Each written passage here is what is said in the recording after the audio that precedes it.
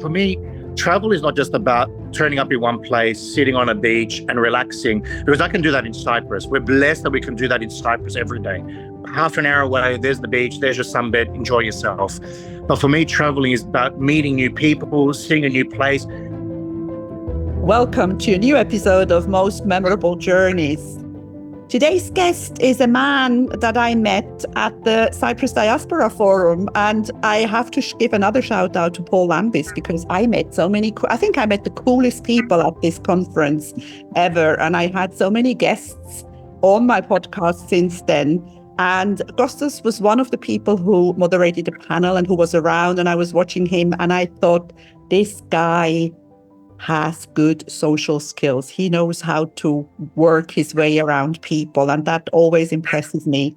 He was born in Australia, but came to Cyprus as an adult. He is the director of Costa Constanti, which is a consultancy offering social and political analysis and advice. And I read that now, and I didn't read it well, and I don't want to read anymore because I want to talk to you and find out more about you, because I watch you on social media and I see what you do. Welcome to Most Memorable Journeys, Costa Constanti. Thank you so much, Elizabeth. I must admit, I feel super times how many nice things said about me. I mean, you called me cool, you called me social. That's wonderful. I have a lot of people's knowledge because I was a tour guide for many years and I was a translator for the police. So I know what I'm talking about. Trust me.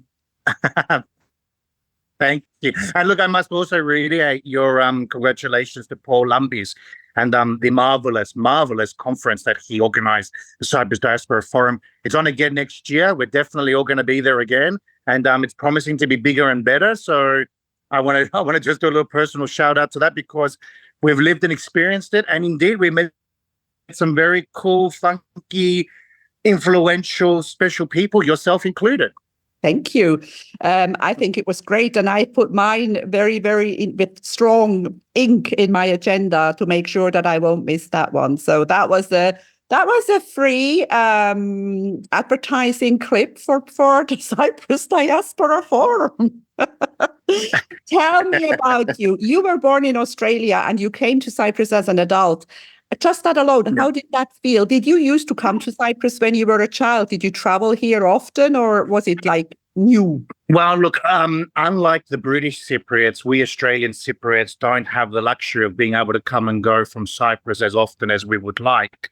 Thus, we're physically disconnected from the island. There is a huge Cypriot community in Melbourne, some estimates up to 80,000 of us, and we do events. We have a lot of things happening. I was president of the youth group for a while in Melbourne.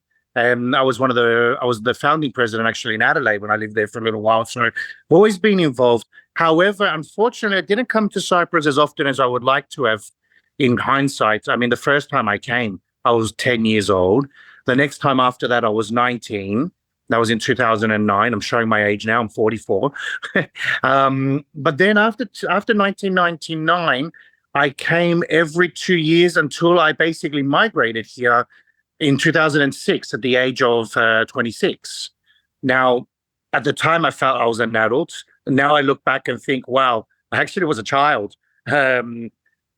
Whilst Melbourne is a very multicultural, advanced city, coming to Europe, the Eastern Mediterranean, the Middle East, whatever you want to call Cyprus, was a shock. It was one thing coming for a holiday, and holidays are always great no matter where you go. You can even go to a third world country and walk through a shanty town or a favela and enjoy it. But when I moved here, it was a shock. And from day one, I felt the need to hit the ground running, to embed myself in the system and in the community. I didn't have family and friends here. I was on my own. But other than embedding myself, within a year, I realized I felt like I wanted to offer something back to Cyprus, where my roots are from, where my genetics are from, where my family left reluctantly with the war. So I felt like I wanted to contribute something back and make the place better. Not wanting to sound arrogant, but I felt like I could contribute something. And that's basically what I feel like I've been doing the last nearly 2 decades since I moved here. Which is exciting. So, yeah. You mentioned the war. Are your parents refugees? Did they come from the north? It's actually a topic maybe for another podcast because my father's side left in the 50s as economic migrants, but my grandmother was in Cyprus in 1974 visiting and got trapped here, was made a prisoner of war, was enclaved for 6 months, eventually, cut a long story short, made her way back to Melbourne and they never returned. My mum, however, was in Australia in 1972 for studies. And in 1974, she couldn't make her way home because there was no home to come back to. So her life got cut in half. She got trapped, for lack of a better word, in Australia, even though she jokingly says it was a blessing. And then she brought her family over as refugees from Cyprus to Australia. So she was a young 17, 18-year-old at the time. And she took her family on her back, housed them, fed them, looked after them until they found their feet. And they are all still in Australia, bar one auntie. One auntie's in Cyprus, but the entire family's in Australia. Amazing. And as you very well said, this is material for another episode or another podcast. Mine is not political. Mine is more about, travel and people and this kind of thing. But I mean, I had Adamos Maneros on my podcast, who was the last pilot who landed, the day of the invasion at Yes. So there's a lot, that's a lot to talk about, but this is about you and not about the Cyprus problem. So you came. That's refreshing. Why did you come to Cyprus? Did you just want to come to? I mean, you must have made this decision. This is a question I get asked a lot over the years, and whether I like it or not, I feel like my answer seems to change over the years, even though the root of the cause, let's say, is still the same. I always wanted to come to Cyprus. I always had I want to call it a pseudo nostalgia for Cyprus because I wasn't born here. I didn't grow up here, but I grew up hearing the stories of Cyprus. I grew up learning about Cyprus and the family history and the villages and the lifestyles they led and who was who and what was what and what places were where. So I always felt, and look, I think children of refugees, and this doesn't just apply to Cypriots, but I think they always feel a connection with home because they were ripped away suddenly. So I've always felt that connection to Cyprus, which wasn't severed by choice. So it's always kind of there, hanging by a shoestring. So I always felt like I want to go back to this homeland. I want to return. Obviously the island hasn't reunited, so I haven't been able to return to my family's home and village and whatnot. But I was able to come to Cyprus, the part that, well, at least the Greek Cypriots control, I should say. So that began with my visits.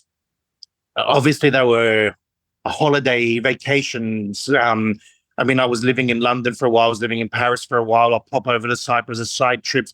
And I started growing this bond with the place, growing a relationship with the place, forming friendships. But nothing could ever bring me here permanently because I hadn't found a job or I wasn't married or anything like that. However, the opportunity arose with somebody who's now an ex. I came with her when she migrated from Australia back to Cyprus. It was an opportunity. Rather than breaking up, I said, you know what? I'll come to Cyprus now with you. We'll live together. We'll see how it goes. Needless to say, the relationship didn't last. That was after a year and a half, 2 years. And I was actually going to go back to Australia. I'll be really honest with you. I didn't feel like I belonged here. I felt a little bit ostracized. Even though I'm Cypriot, I felt different. But lucky for me, I got an amazing job at the Australian High Commission right at that moment. And I cancelled my plans to return to Australia. I said, I'll stay another 6 months. That 6 months became another 15, 16 years now. Because basically one thing kept leading to another. I became permanent at the mission. I formed even more friendship. I created a family for myself. I got married to my wonderful wife, Anna, where we just had our 11th anniversary the other day, 13 years together. We've had 3 children. The oldest is 9. So we've basically created a life here. I've become settled. I feel more Cypriot than ever, but I haven't lost my Australianness. I've lost my accent a little bit, but I haven't lost my Australianness. No, never lose that. I think that is something really great. I love Australia and I love listening to the Australian accent. You said something just now. You said that you created a life. And I believe that we all create our lives. And as long as you are in not a war-torn or in not a third world country, I think we can all create a good life. Of course, I think it is what you make it. I mean, look, there are some places in the world where things come easy. We tend to label these the North or the First World. Now, Cyprus, I believe, honestly, straddles both. I think it's a first world and a third world country at the exact same time, parallel to each other. And I don't mean that in an insulting way. I mean, Cyprus was definitely a third world until independence. And it rapidly in the 80s caught up with the Western Europe. But of course, it's got its issues. Now, we don't need to go into that. This is not a political discussion. But making it our world, making it our home, taking advantage of the good stuff and working to fix the bad stuff, I think it's easy to do in Cyprus. It's such a small place that one person can actually have an effect. I'm only going to say what I'm going to say now, not to brag or promote myself, but to show people how things can be done at the individual level. Like, I hit the ground running with bicommunalism, for example, where I decided one day, you know what? I'm going to get in touch with Turkish Cypriots. I'm going to show them that who we are as Greek Cypriots. I'm going to show Greek Cypriots who Turkish Cypriots are. And we've done a lot of good work in peace building, reconciliation, a lot of calling a horse, criticizing our own communities and the other community, basically being voices for peace and reconciliation and towards reunification. Then also I've been involved in road safety projects. I mean, I was really blessed working for 14 years at the Australian High Commission, where I could take my personal projects and my personal interests and build them into my job because the agenda ran well with Australia. Now, whether it was road safety, whether it was peace building, whether it was gender equality in the environment, I was able in my professional realm marry my private world. So my pre-work career melted into my work career. And then since I've left the embassy the last year and a half, I've brought it over into my private business. So I've kept that going. I'm still involved in peace building. I'm still involved in environmental projects. I'm still involved in road safety programs, to name a few different things, because honestly, it's fun.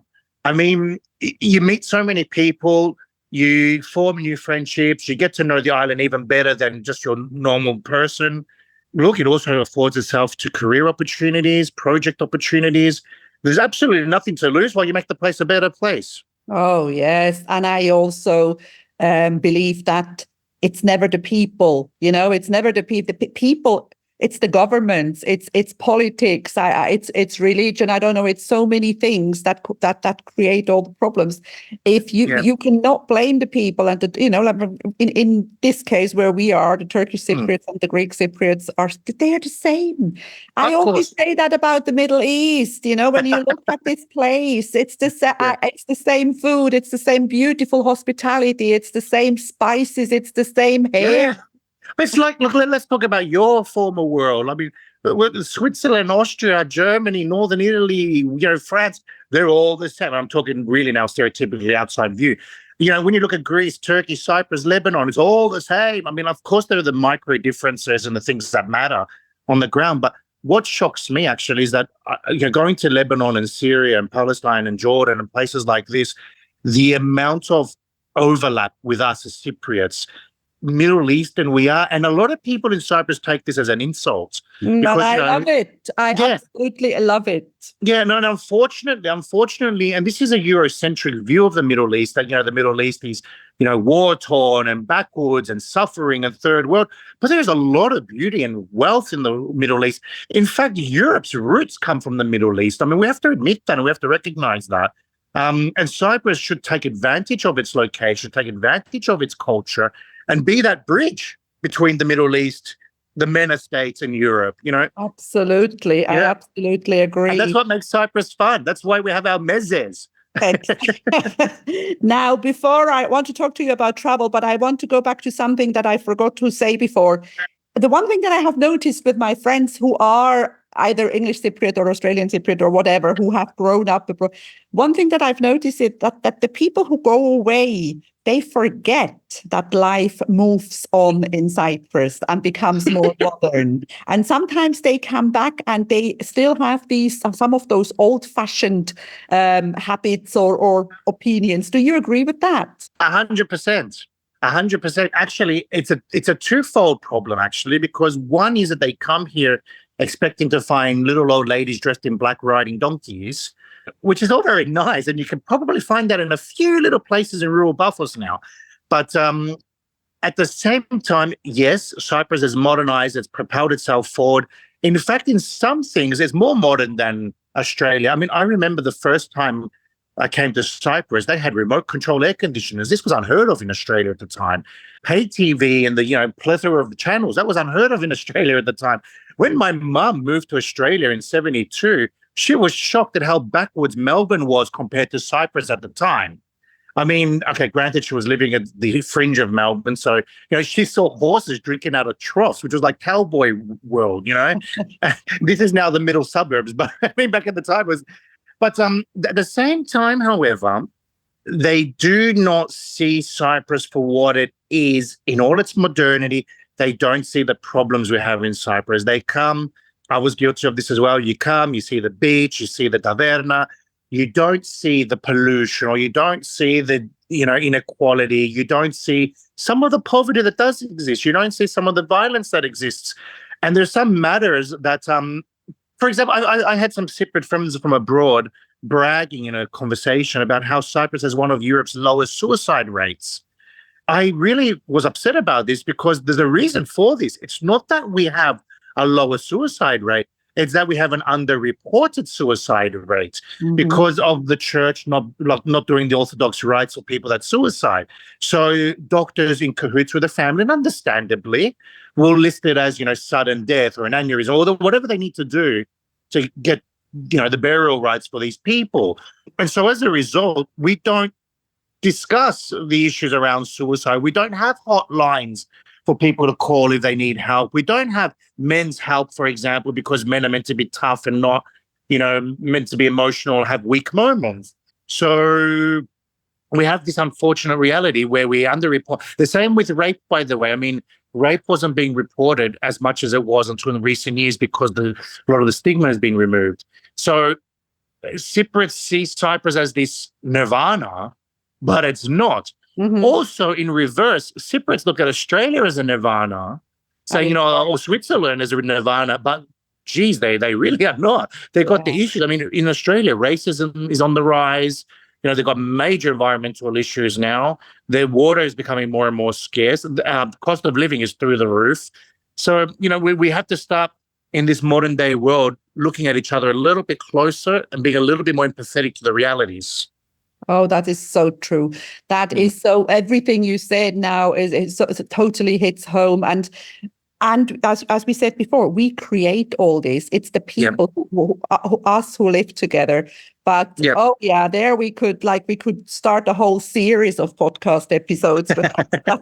But I want to talk about your traveling. I've only known you for not even a year, but as I said, I see you on social media. I saw that you were traveling to Australia not long ago, and then I see you were traveling with your dad. You brought your dad back. But the one thing that I notice when you travel or whatever you do, you savor things. You enjoy everything. I love people who do that because yesterday was the International Day of Mindfulness, and that you live your life mindfully. Maybe I'm wrong, but the way you do things is savoring and being mindful. Am I right? Yeah, no, I never thought about it in the mindful sense, but you're probably right there. Because look, people like to travel, especially if you can afford it. People love it. I certainly love to travel. I mean, it's in my genes. I just cannot not travel.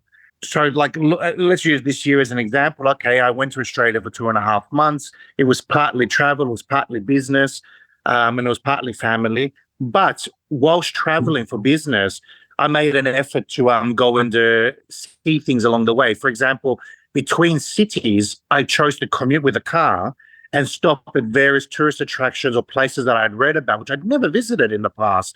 And then not just go visit them, but meet people there. Or, people don't realize it's so easy to connect with people. You might know someone who knows someone. I'm the kind of person that will reach out to that stranger that knows my friend and say, hey, I'm in town. How are you doing, Johnny? Let's you catch up for a drink. And more often than not, we will. And friendships are formed, or at least you learn something about that place. You learn behind the scenes info. After that, like you said, my father came from Australia with me. I took him to France, to southern France, and we commuted from basically the Atlantic coast to the Mediterranean coast, visiting all different sites along the way. Look, I exhausted him to say the least, because it wasn't for me. Travel is not just about turning up in one place, sitting on a beach and relaxing, because I can do that in Cyprus. We're blessed that we can do that in Cyprus every day. Half an hour away, there's the beach, there's your sunbed, enjoy yourself. But for me, traveling is about meeting new people, seeing a new place, trying new cuisine. This is huge for me because I eat my way through cities. I love to eat. Okay, I'm not too experimental. Like I won't eat bugs and I won't eat offal and things like that, but I will eat, whatever the local cuisine is, whatever the spice levels are. I will always ask, what are your top 5 local dishes? And I'll go out there and I'll eat them. I'll photograph it. I'll share it on Facebook because look, I know I drive a lot of people crazy. A lot of people can't stand how much I post on Facebook. But my thing is, you don't like it, unsubscribe. So like, I love sharing it because people enjoy it with you. I feel like I'm not showing off. I want to share it, because I also want to see what other people are doing. I'm scrolling through people's Facebooks all the time. I'm enjoying what they're seeing. I enjoy seeing what they eat for lunch, but I enjoy hearing their political opinion on something, and I enjoy what they've just built or bought. Like I enjoy the social nature of it. And of course, you can see through the fake, Oh, yes. I Yeah. feel exactly, I exactly the same because I post a lot and I Yeah. don't post because I want to brag. Why would I? Because, but Yeah. this is me. In my case, what you see is what you get. I mean, you can see through me in a way, but Yeah. I love to share. And I see something and I think, oh my God, I need to I need to share this with the people. But not just that, but like when you're in Andros, for example, I was enjoying watching that walk you went on. And in fact, it made me think when I was watching your posts, I thought, when you post something, somebody who may have been there or may have eaten at that certain restaurant or may have had a political opinion similar to you or different to you, may make a comment which guides you one way or another, assist you, offer you a new perspective, or simply just show you, something more exciting that's out there. I mean, look, I unfortunately choose to post retrospectively. So often, you might see me today posting that I'm in Paphos, but really I was there a week ago, or, which obviously, you miss out on good tips sometimes. But, because obviously I don't want my personal world to be a blow by blow live account. It's not what is it, based on a true story, and it's not in a real life timeline. But I actually it has happened to me quite a few times that I had posted somewhere and that somebody sent me a message, hey, you're here, let's get together. Yeah. So that works as well. Yeah. So anyway, but so much about posting. Do you have a favorite part of the world? Is there a favorite place that you love to travel to? There are some places that I call home, the second homes. One of them is Sarajevo in Bosnia-Herzegovina. Wow. Absolutely love the heck out of that city. I have got some very good friends there who I love and adore. And I've been there quite a few times. I did a lot of research on it as my studies as well. It is Vienna meets Istanbul meets Budapest meets Nicosia meets Athens. It really is a divergent city, and you can literally walk down the main strip, start off in the Austro-Hungarian Empire and end up in the Ottoman Empire as you walk along this road. The cuisine is to die for. It's basically Cypriot food with a bit of flavor. And that's one place. Another one is Vienna. I've been to Vienna for at least 15, 16 times. Again, got good friends. It is a stunning city. But what I love about Vienna is that it's gritty once you leave the inner tourist sanctum. The suburbia of Vienna is really reminiscent of Melbourne, to be honest with you. Another place I absolutely love is Istanbul, been there 28 times. That's become a second home. It's not called the great city for no reason. And I do love uncovering the past when I'm there. It's a bit of a hobby. Like I really like looking into under the layers of modernity and finding the archaeological evidences of the past. I love it. It's a passion. The other place that I really adore, another two places that people get surprised when I say it, is the deserts of the USA, Arizona, Nevada, Utah. I hate the heat with a passion, and I'm not fond of dry desert locations, but there was something about this part of the world that just mesmerized me. And I mean, like, I spent a month just driving around, doing hours of driving every day, hiking for hours, could not get enough of it. I was in Palm Springs last year, which is actually in California. It was 47 degrees. It was absolutely horrid. But I went through the Cactus Desert and Joshua Tree, and it was beautiful. So you realize now you've touched on a passion of mine, because I'm going to keep going. The other part of the world I absolutely love was Southeast Asia, and in particular Vietnam. Vietnam was like nowhere I've ever been. I was familiar with the cuisine thanks to growing up in Melbourne, where there's a lot of Vietnamese. But the hospitality, the inclusiveness of the people you met, the humbleness of the people, the beauty of the place, even though there was a lot of pollution, a lot of poverty, a lot of rough ends, there was just something about it that was mesmerizing. Now, I admit it's somewhere that I could never live. Like, I could live in Istanbul, I could live in Vienna, I could live in Sarajevo, Utah, whatever, but I could never live in Vietnam. But I do want to visit there as many times as I can in my life. But I do want to visit more places. I've got a lot on my bucket list. Watch this space.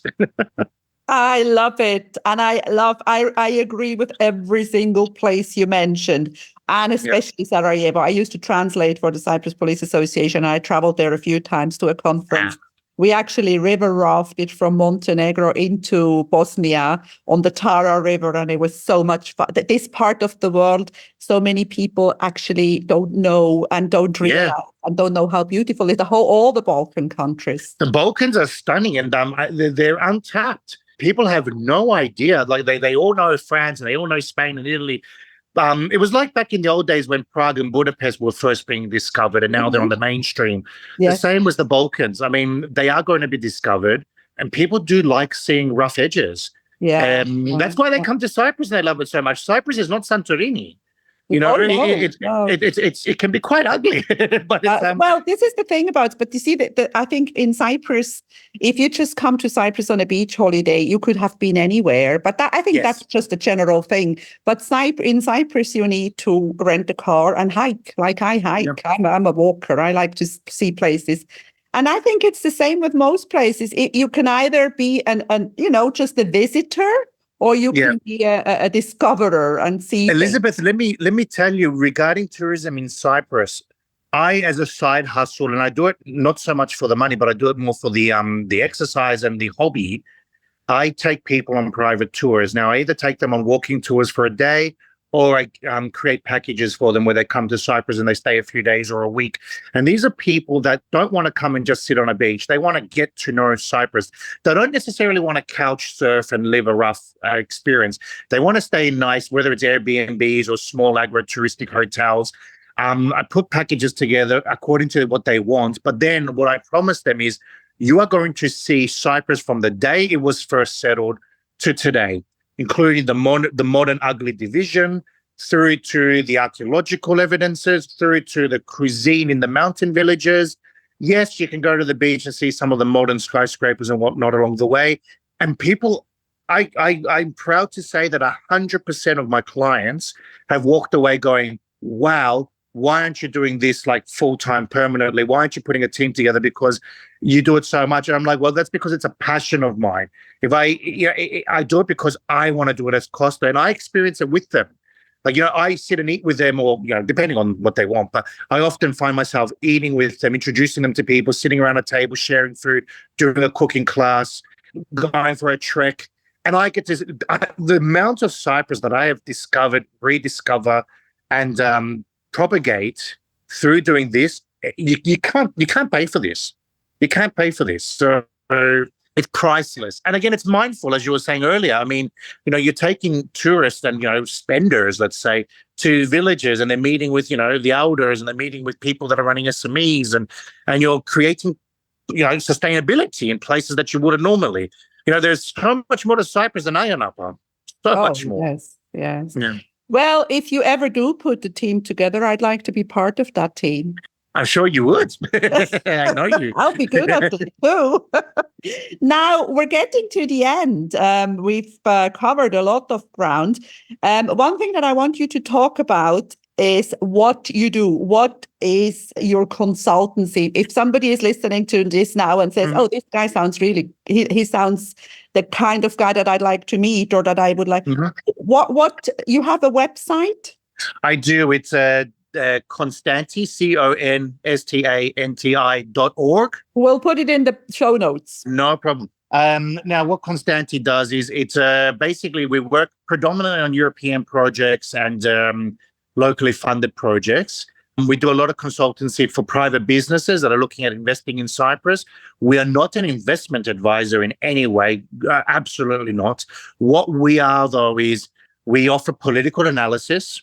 We offer networking opportunities. We offer inroads. We do a little bit of the fixing, so to speak.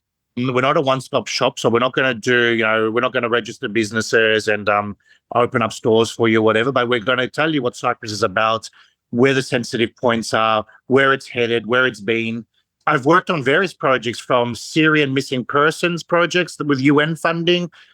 I've worked on, I work for Freedom House. We do a project with them where we do the transparency and corruption reports annually for Cyprus and the regular panels. This is all about seeing, where is the political stability? What's the gender equality? What's the political freedoms looking like in Cyprus? I'm Constanti, myself in particular, is the Cyprus rep for Freedom House, is a New York-based NGO. We do social engineering. We do event management. We do social media. A lot of people. It surprises me because I take it for granted that people know how to use social media, but it's phenomenal how many people don't, including businesses and especially SMEs. Social media is everything. So we help and advise there. I've got my own podcast, which some people may know, Terra Nullius Cyprus, which I will one day invite you to come and speak to me on. It will be my pleasure. Thank you. And I'm also about to start a podcast actually with Black Lemon, which I'm very excited about. They're the people that do Historicon and the 20% and so forth. But yeah, look, check out the website. You'll see some of the past projects we've done. I'd be delighted to talk to anyone who's interested in collaborating.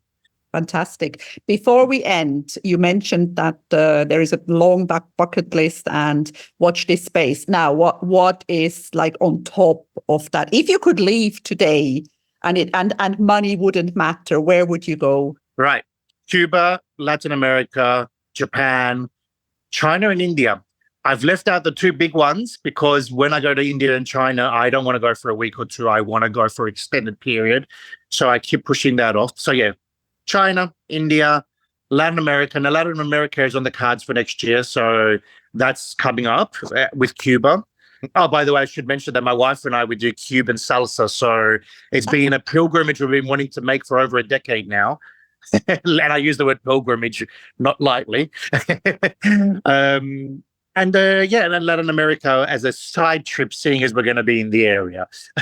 Amazing. Yeah. You are exactly, because we never really had a proper opportunity to speak together. And after these, 40 minutes, you are exactly what you thought you are. And really, really enjoy talking to you. Thank you so much for being on Most Memorable Journeys, Costa Constanti. Thank you for honoring me. If you enjoy my podcast, please like, share, and subscribe to my channel. You will find all the information in the show notes.